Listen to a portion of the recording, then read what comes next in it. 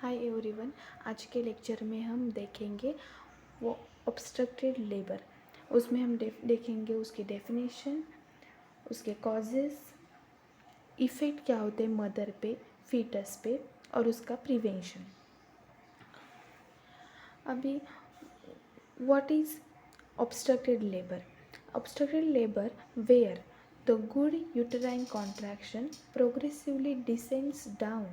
The presenting part is arrested due to mechanical obstruction. उसको हम obstructed labour कहते हैं। मतलब जब यूट्राइन कॉन्ट्रैक्शन अच्छे से हो रहा हो पर जो फीटस का प्रेजेंटिंग पार्ट है वो अच्छे से डिसेंड डाउन नहीं हो रहा हो, कि किधर तो अटका है, क्योंकि अभी जिधर सर्वाइकल डायलेशन भी प्रॉपरली हो रहा हो, यूट्राइन कॉन्ट्रैक्शन भी हो, पर फीटस का जो प्रेजेंटिंग पार्ट है वो अच्छे से डिसेंड डाउन नहीं हो रहा है, तो समझने का ये ऑब्स्ट्रक्टेड लेबर है। ओके। वो भी उसमें दो फीचर्स रहते हैं, फॉल्स इन फीटस और फॉल्स इन बर्थ कैनल। मतलब फीटस में भी कुछ प्रॉब्लम्स हो सकते हैं और मे बी मदर्स का जो बर्थ कैनल है उसमें भी कुछ प्रॉब्लम हो सकते हैं। अभी ये कॉजेस कौन से हैं, अभी इस कॉजेस में हम देखेंगे कि उसकी क्या वजह है। फॉल्ट इन पैसेज, पैसेज मतलब बर्थ कैनल। अभी देखो उसमें बोनी और सॉफ्ट टिश्यू रहता है। अभी बोनी जो रहता है वो कंस्ट्रिक्टेड पेल्विस होता है और cephalo pelvic disproportion. Constructed pelvis मतलब गायनेकॉइड जो शेप है पेल्विस का वो नॉर्मल शेप है, उसमें से ऑब्स्ट्रक्टेड लेबर नहीं हो सकता। जैसे फीटस है, जो फीटस का हेड है वो अच्छे से बाहर आता है। पर जो एंथ्रोपॉइड, गायनेकॉइड, एंथ्रोपॉइड, एंड्रॉइड, प्लैटिप्लॉइड जो शेप के पेल्विस रहते हैं वो कॉन्ट्रैक्टेड पेल्विस रहते हैं, उसमें से नॉर्मल डिलीवरी हो नहीं सकती। सिफेलो पेल्विक डिस्प्रोपोर्शन मतलब cephalo means head of the foetus और पेल्विस मतलब pelvic of the feet mother.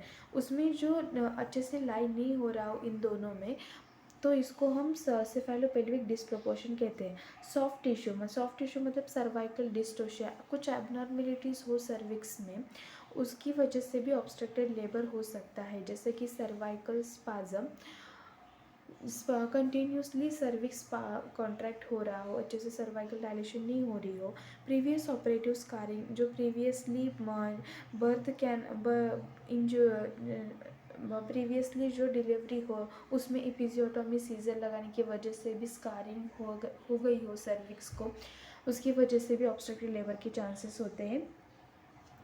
Fault in passenger, passenger मतलब फीटस, उसमें कौन से प्रॉब्लम्स है उसकी वजह से जो प्रेजेंटिंग पार्ट है वो अच्छे से नीचे नहीं आ रहा हो, मतलब उसमें कंजेनिटल एबनॉर्मेलिटीज़ हो सकती है। जैसे कि हाइड्रोसेफेलस कंडीशन, हाइड्रोसेफेलस में बेबी का जो हेड है वो ज़्यादा बड़ा होता है, जैसे भी CSF जो फ्लूइड है वो ऑक्यूपाई रहता है हेड इंटरवेस्कुलर स्पेस में, हेड्स में ज़्यादा ऑक्यूपाई होता है। जो वेंट्रिकल में होना चाहिए वो वेंट्रिकल में नहीं, वो बाहर ज़्यादा होता है CSF फ्लूइड वेंट्रिकल्स के। तो इसकी वजह से भी ज़्यादा बड़ा हेड हो जाने की वजह से भी ऑब्स्ट्रक्टेड लेबर के चांसेस होते हैं।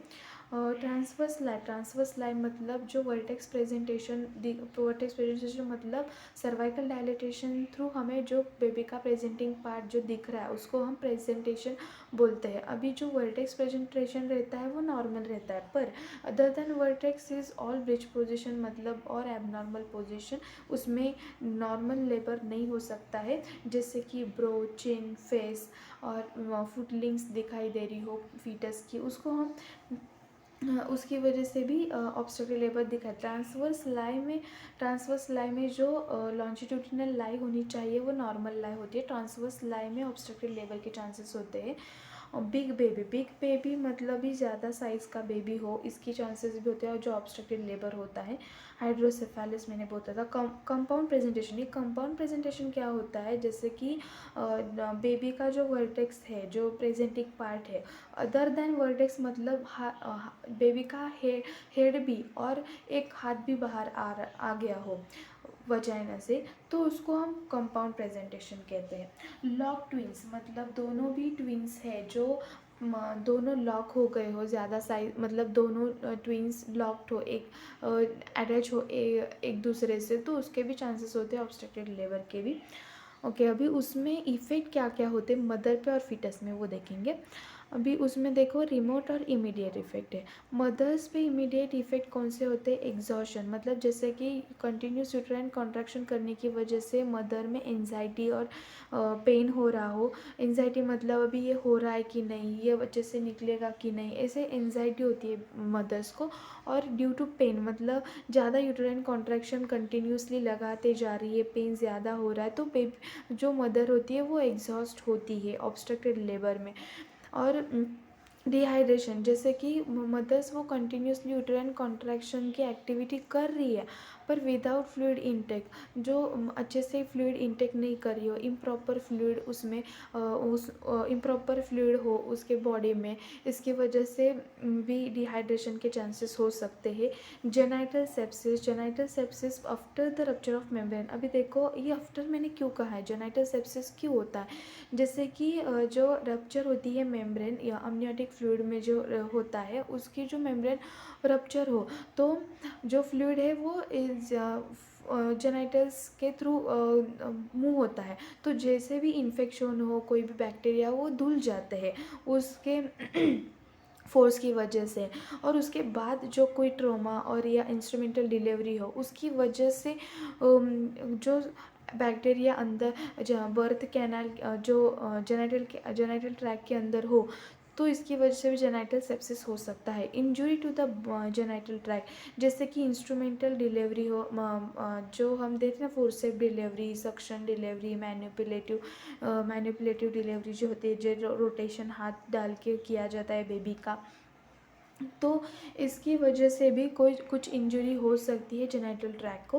पोस्टपार्टम हीमरेज और सेप्सिस, जैसे कि पोस्टपार्टम हीमरेज जो यूटरस वीक हो गया हो, प्रॉपरली कॉन्ट्रैक्ट नहीं हो रहा हो और वो रिलैक्स हो गया हो यूटरस कंटिन्यूसली कॉन्ट्रैक्शन कर करके, तो इसकी वजह से भी जो यूट्रोप्लासेंटल की जो ब्लड वेसल्स होती है वो अच्छे से कॉम्प्रेस नहीं होती, तो वो ब्लड लॉस होता ही जाता है, वो ब्लड स्टॉप ही नहीं होता जो फ्लो हो रहा है, तो इसकी वजह से भी ज़्यादा पोस्टपार्टम हिमरेज के चांसेस होते हैं। सेप्सिस, सेप्सिस मतलब जो इन्फेक्शन हो, जैसे कि कोई इंजरी हो गई हो जेनिटल ट्रैक में, इसकी वजह से कोई बैक्टीरिया अंदर गया हो जेनिटल ट्रैक से और इसकी वजह से भी कुछ प्रॉब्लम हो रहे हो, मदर को होते हैं। मेटाबॉलिक एसिडोसिस, जैसे कि कुछ मदर्स ने खाया नहीं, कितनी मतलब मदर्स में अच्छे से तो वो पानी पीती ही नहीं है कंटिन्यूसली यूट्राइन कॉन्ट्रैक्शन करने की वजह से, और उसको भूख भी लग गई हो, इसकी वजह से ग्लूकोज की जो कार्बोहाइड्रेट और ग्लूकोज वो कम रहते हैं बॉडी में, कि इसकी वजह से एसिडिक और कीटोन्स बॉडीज़ का फॉर्मेशन होना स्टार्ट होता है और मेटाबॉलिक एसिडोसिस कंडीशन फॉर्म होती है, जैसे कि वो हार्मफुल होती है मदर्स को। मतलब कोई भी चीज़ को एसिडोसिस ये ज़्यादा तक अच्छी नहीं रहती है बॉडी को। अभी रिमोट मतलब ये इमीडिएट जो होते हैं मदर्स को जो कॉजेज़ होते हैं ये इमीडिएट होती है, पर रिमोट मतलब 2-3 वीक के बाद भी उसको ऐसा हो रहा हो मदर्स को, जैसे कि रेक्टोवजाइनल फिशुला, जैसे इपिजियोटोमी सीजर, अच्छे से कट नहीं किया हो, ज़्यादा ऐसे जिगजैग मैनर में कट हुआ हो, तो इसके चांसेस रहते हैं जो रेक्टम और वजाइना में फिशुला फॉर्म होता है, जो फीकल्स मैटर वो रेक्टम के बाहर आने की वजह से आने के अलावा वो वजाइना से बाहर आते हैं। ऐसे भी बहुत सारे चांसेस होते हैं जो प्रॉपरली डिलीवरी ना होने की वजह से, जैसे कि एपिजियोटोमी सीजर वो स्ट्रेट लगाया जाता है, तो वो थोड़ा जिगजैग मैनर में होता है और उसके स्टिचेस अच्छे से नहीं होते, वो सुपरफिशियली स्टिचेस होते हैं और वो जो डीपली होना चाहिए वो डीपली नहीं स्टिच किया जाता। रेक्टर और वजाइना का जो पार्ट है वो जो मिडल का जो गैप है वो ओपन ही रहता है, तो जो पासिंग मटेरियल है जो जिस जगह से पास होना चाहिए उस जगह से नहीं तो दूसरी जगह से पास होता है, इसकी वजह से भी ये बहुत बड़ी कॉम्प्लिकेशन है मदर्स को ये झेलनी पड़ती है।